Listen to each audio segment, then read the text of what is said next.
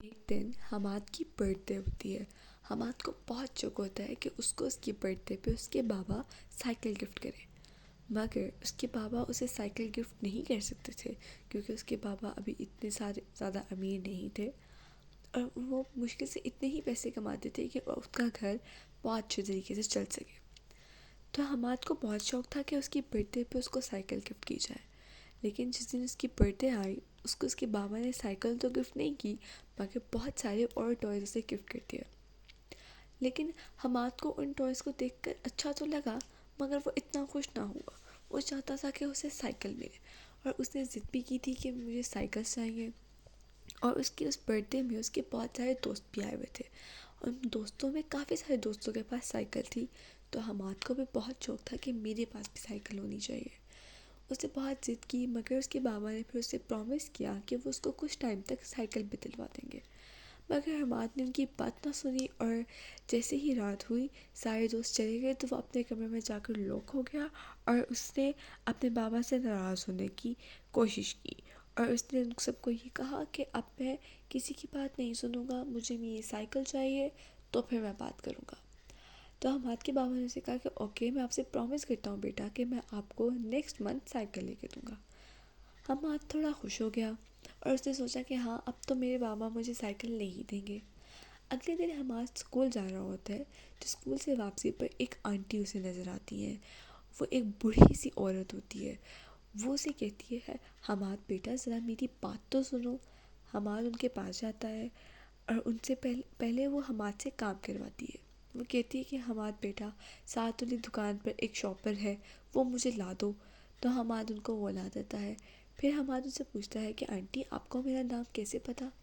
پھر وہ عورت آگے سے کہتی ہے کہ بیٹا مجھے صرف آپ کا نام ہی نہیں، مجھے یہ بھی پتہ ہے کہ آپ کو سائیکل کا کتنا شوق ہے۔ وہ کہتے ہیں ہاں مجھے بہت شوق ہے۔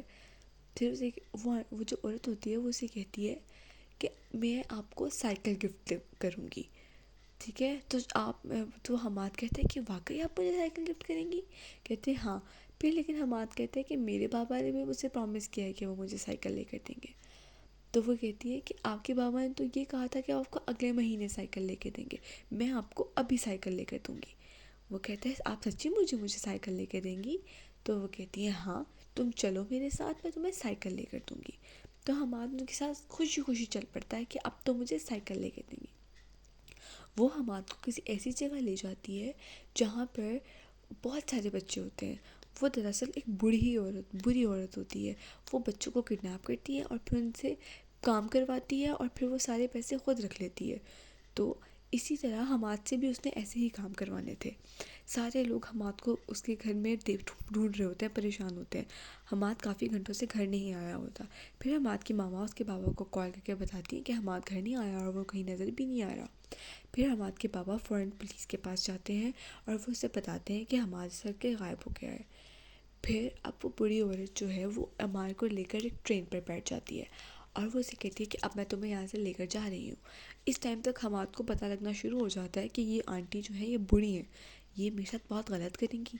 اتنی ہی دیر میں حماد ابھی چیخ رہا ہوتا ہے، چلاتا ہے، تو وہ اس کے منہ پر ہاتھ رکھ لیتی ہیں اور اس سے کہتی ہے کہ تم نے کچھ کیا تو میں تمہیں یہاں پہ بہت ماروں گی، اور میں تمہیں کو سائیکل وغیرہ بھی نہیں دوں گی، اور تمہیں کبھی بھی تمہارے بابا کے پاس نہیں جانے دوں گی۔ حماد روتا ہے، وہ کہتا ہے مجھے سائیکل نہیں چاہیے، مجھے اپنے گھر جانا ہے، لیکن وہ اس کو نہیں جانے دیتی۔ ابھی گاڑی چلنے ہی لگتی ہوتی ہے کہ ایک دم سے سامنے سے پولیس آ جاتی ہے۔ ٹرین کے اندر پولیس آ جاتی ہے۔ وہ بڑی عورت جو ہوتی ہے وہ دیکھ کر بہت پریشان ہوتی ہے کہ یہ پولیس یہاں کہاں آ گئی، کہیں یہ مجھے پکڑ نہ لے۔ تو وہ فوراً سے اپنا اور حماد کا منہ چھپا لیتی ہے ایک کپڑے سے۔ لیکن پہلے تو پولیس والے اس کے پاس سے گزر جاتے ہیں، مگر تھوڑی دیر بعد ایک پولیس والا حماد کی آنکھیں پہچان لیتا ہے، اور پھر وہ اسے کہتا ہے کہ تم اپنے منہ پر سے کپڑا ہٹاؤ، مگر وہ عورت اس سے کپڑا نہیں ہٹانے دیتی۔ پھر پولیس والا زبردستی کہتا ہے کہ اپنے منہ سے کپڑا ہٹاؤ۔ پھر وہ اس کا منہ کپڑا ہٹاتی ہے تو پتہ لگتا ہے کہ وہ تو حماد ہی نکلتا ہے۔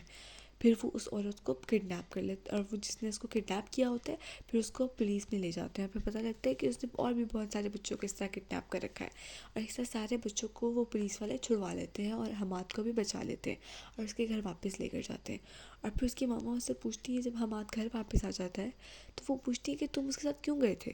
پھر اس نے کہا کہ وہ میری سائیکل دلوائیں گی، انہوں نے مجھے یہ کہا تھا، اس لیے میں چلا گیا. پھر اس کی ماما نے اسے سمجھایا کہ کسی بھی اجنبی بندے کے ساتھ نہیں جاتے، جو آپ کے پیرنٹس آپ کو لے کے دیتے ہیں بس اسی کے ساتھ خوش رہتے ہیں، کسی دوسروں کی باتوں میں نہیں آتے. اگر جو سب بچوں کے پاس ہے تو لازمی نہیں کہ وہ آپ کے پاس ہو، بہت ساری چیزیں ایسی بھی ہیں جو آپ کے پاس ہیں مگر باقی بچوں کے پاس نہیں. اس لیے آپ نے آئندہ کے بعد جو لینا ہے اپنے پیرنٹس سے لینا ہے اور انہی کے ساتھ خوش خوش رہنا ہے، اور کسی اور سے کچھ لینے کی ضرورت نہیں. پھر حماد خوش ہو جاتا ہے.